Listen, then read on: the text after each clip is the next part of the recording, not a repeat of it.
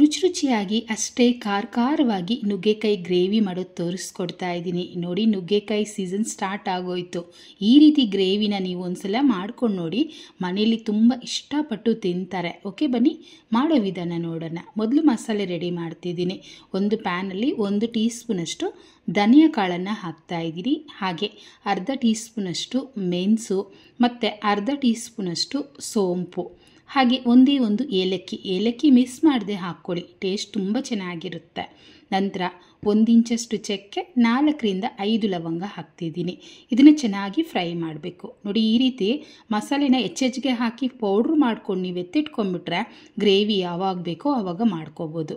ಈಗ ಖಾರಕ್ಕೆ 7ರಿಂದ 8 ಒಣಮೆಣಸಿನ್ಕಾಯಿ ಹಾಕ್ತಾಯಿದ್ದೀನಿ. ನಂತರ ಫ್ಲೇವರ್ಗೋಸ್ಕರ 2 ಬ್ಯಾಡಗೆ ಮೆಣಸಿನ್ಕಾಯನ್ನು ಹಾಕ್ತಿದ್ದೀನಿ. ನಿಮಗೆ ಒಣಮೆಣಸಿನ್ಕಾಯಿ ಹಾಕೋದು ಬೇಡ ಅಂದರೆ ಅಚ್ಕಾರದ ಪುಡಿ ಹಾಕ್ಕೋಬೋದು, ತೊಂದರೆ ಇಲ್ಲ. ಆದರೆ ಒಣಮೆಣಸಿನ್ಕಾಯಿ ಹಾಕೋದಾದರೆ ಚೆನ್ನಾಗಿ ಫ್ರೈ ಮಾಡಿ ನಾವು ಪೌಡ್ರ್ ಮಾಡಬೇಕಾಗುತ್ತೆ. ನೋಡಿದ್ರಲ್ಲ, ಈ ರೀತಿ ಚೆನ್ನಾಗಿ ಕ್ರಿಸ್ಪಿ ಆಗಬೇಕು. ಈಗ ಮೊದಲು ಸ್ಟವನ್ನು ಆಫ್ ಮಾಡಿ ಪೂರ್ತಿ ತಣ್ಣಗಾಗಲಿ. ನಂತರ ಒಂದು ಮಿಕ್ಸಿ ಜಾರಲ್ಲಿ ಸೇರಿಸ್ಕೊಳ್ಳೋಣ. ನೋಡಿ, ಈ ರೀತಿ ಮಿಕ್ಸಿ ಜಾರಲ್ಲಿ ಹಾಕಿ ಪೌಡ್ರ್ ಮಾಡಿ ತೆಗೆದಿಟ್ಕೊಂಡ್ಬಿಟ್ರೆ ಗ್ರೇವಿ ಯಾವಾಗ ಬೇಕೋ ಆವಾಗ ಪಟಾಪಟ್ ಅಂತ ಮಾಡ್ಕೋಬೋದು. ನೀರು ಹಾಕಬೇಡಿ, ಹಾಗೇ ಪೌಡ್ರ್ ಮಾಡ್ಕೊಳ್ಳೋಣ. ನೋಡಿದ್ರಲ್ಲ, ಈ ರೀತಿ ನಾನು ಮಾಡಿಟ್ಕೊಂಡಿದ್ದೀನಿ. ಇದನ್ನು ಒಂದು ಚಿಕ್ಕ ಬೌಲಲ್ಲಿ ಹಾಕಿಟ್ಕೊಳ್ಳೋಣ. ನಂತರ ಅದೇ ಮಿಕ್ಸಿ ಜಾರಲ್ಲೇ 3 ಹಣ್ಣಾಗಿರೋವಂಥ ನಾಟಿ ಟೊಮೊಟೊನ ಹಾಕ್ಕೊಳ್ತಾ ಇದ್ದೀನಿ. ಆದಷ್ಟು ಹಣ್ಣಾಗಿರೋವಂಥ ಟೊಮೊಟೊ ಸೇರಿಸ್ಕೊಳ್ಳಿ, ನೀರೇನು ಹಾಕೋದು ಬೇಡ. ಹಾಗೆಯೇ ಇದನ್ನು ಪೇಸ್ಟ್ ಮಾಡ್ಕೊಳ್ಳೋಣ. ಈಗ ನೋಡಿ, ನಾನು ಗ್ರೇವಿ ಮಾಡ್ತಾ ಇದ್ದೀನಿ. ನಾನು ಮಣ್ಣಿನ ಪಾತ್ರೆಯಲ್ಲಿ ಮಾಡ್ತಾ ಇದ್ದೀನಿ. ನೀವು ನಾರ್ಮಲಾಗಿ ಕಡಾಯಲ್ಲೇ ಮಾಡ್ಕೋಬೋದು. 3 ಸ್ಪೂನಷ್ಟು ಎಣ್ಣೆ ಹಾಕ್ಕೊಂಡು ಬಿಸಿಯಾದ ನಂತರ ಸಾಸಿವೆ ಮತ್ತು ಅರ್ಧ ಟೀ ಸ್ಪೂನಷ್ಟು ಜೀರಿಗೆನೂ ಹಾಕ್ತಾ ಇದ್ದೀನಿ. ಸಾಸಿವೆ ಚಿಟಪಟ ಅಂತ ಸಿಡಿತಾ ಇದೆ. 2 ಕಡ್ಡಿ ಕರಿಬೇವು, ಹಾಗೆಯೇ 2 ಈರುಳ್ಳಿ ಮೀಡಿಯಮ್ ಸೈಜಲ್ಲಿ ಕಟ್ ಮಾಡಿ ಹಾಕ್ಕೊಂಡು ಈರುಳ್ಳಿ ಚೆನ್ನಾಗಿ ಕಲರ್ ಚೇಂಜ್ ಆಗೋವರೆಗೂ ಫ್ರೈ ಮಾಡ್ಕೊಳ್ಳೋಣ. ನೋಡಿ, ಈ ರೀತಿ ಕಲರ್ ಚೇಂಜ್ ಆಗ್ತಾ ಇದ್ದ ಹಾಗೆಯೇ ಅರ್ಧ ಟೀ ಸ್ಪೂನಷ್ಟು ಶುಂಠಿ ಬೆಳ್ಳುಳ್ಳಿ ಪೇಸ್ಟನ್ನು ಹಾಕ್ಕೊಳ್ತಾ ಇದ್ದೀನಿ. ಈ ಶುಂಠಿ ಬೆಳ್ಳುಳ್ಳಿ ಪೇಸ್ಟು ಅಷ್ಟೇ ಹಸಿ ವಾಸನೆ ಹೋಗೋವರೆಗೂ ಚೆನ್ನಾಗಿ ಫ್ರೈ ಮಾಡ್ಕೊಳ್ಳಿ. ಮಣ್ಣಿನ ಪಾತ್ರೆಯಲ್ಲಿ ಮಾಡ್ಕೊಂಡ್ಬಿಟ್ರೆ ಅಂತೂ ಗ್ರೇವಿ ಇನ್ನೂ ರುಚಿಯಾಗಿರುತ್ತೆ. ನೋಡಿ, ಫ್ರೈ ಆಯ್ತಲ್ವ. ಈಗ ರುಬ್ಬಿಟ್ಟಿರೋಂಥ ಟೊಮೊಟೊ ಪೇಸ್ಟನ್ನು ಸೇರಿಸ್ಕೊಳ್ತೀನಿ.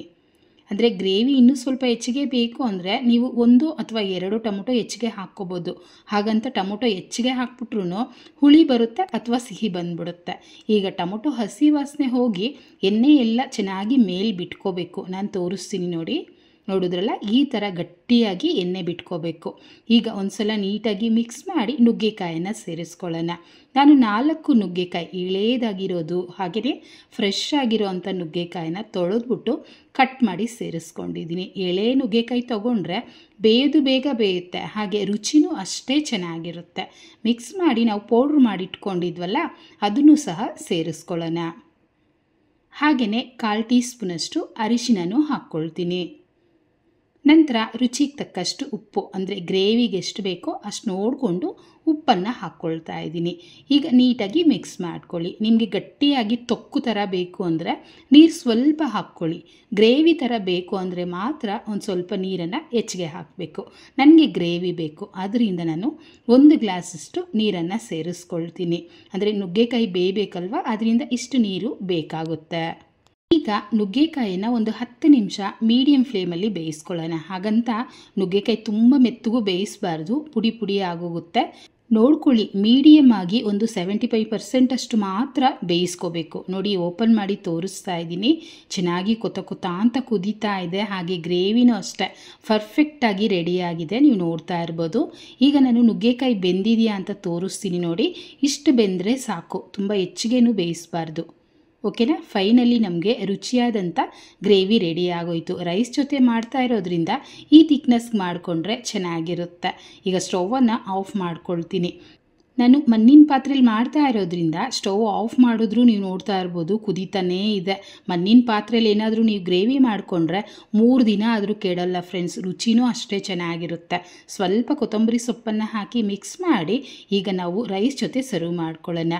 ಮುದ್ದೆ, ರೈಸು, ಇಲ್ಲ ಚಪಾತಿ, ದೋಸೆ ಎಲ್ಲದಕ್ಕೂ ಚೆನ್ನಾಗಿರುತ್ತೆ. ಖಾರವಾಗಿ ಯಾವುದಾದ್ರೂ ಗ್ರೇವಿ ಬೇಕು ಅಂದರೆ ಈ ಗ್ರೇವಿನ ನೀವು ಪರ್ಫೆಕ್ಟಾಗಿ ಮಾಡ್ಕೋಬೋದು. ಈಗ ಸರ್ವ್ ಮಾಡ್ಕೊಳ್ಳೋಣ. ರುಚಿಯಾದಂಥ ಈ ಗ್ರೇವಿ ಜೊತೆ ಒಂದು ಸ್ವಲ್ಪ ತುಪ್ಪ ಹಾಕ್ಕೊಂಡ್ಬಿಟ್ರೆ ಅಂತೂ ಇನ್ನೂ ಚೆನ್ನಾಗಿರುತ್ತೆ. ಖಂಡಿತ ನಿಮ್ಮನೇಲೂ ಟ್ರೈ ಮಾಡಿ ನೋಡಿ. ಹೇಗೆ ಬಂತು ಕಮೆಂಟ್ ಮಾಡಿ, ಮತ್ತು ಲೈಕ್ ಮಾಡಿ, ಶೇರ್ ಮಾಡಿ. ಹಾಗೆಯೇ ಚಾನೆಲ್ನ ಸಬ್ಸ್ಕ್ರೈಬ್ ಮಾಡಲಿಲ್ಲ ಅಂದರೆ ಮೊದಲನೇದಾಗಿ ಚಾನೆಲ್ನ ಸಬ್ಸ್ಕ್ರೈಬ್ ಮಾಡ್ಕೊಳ್ಳಿ. Thank you.